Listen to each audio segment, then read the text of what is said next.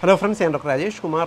കഴിഞ്ഞ ദിവസം ഒരാൾ എന്നോട് ചോദിച്ചൊരു സംശയമാണ്, ഇരുമ്പൻ പുളി അഥവാ പുളിഞ്ചിക്ക നമ്മൾ കഴിച്ചു കഴിഞ്ഞാൽ നമുക്ക് വൃക്കരോഗമുണ്ടാകാൻ സാധ്യത ഉണ്ടോ എന്നുള്ളതാണ്.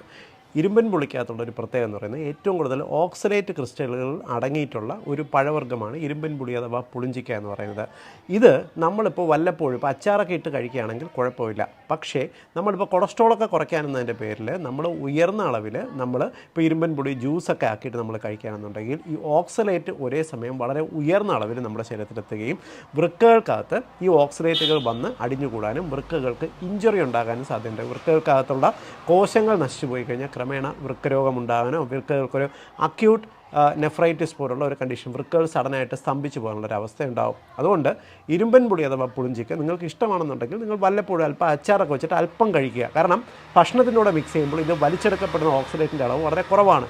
ഒരിക്കലും ഇരുമ്പൻ പുളി ജ്യൂസാക്കി കഴിക്കരുത്.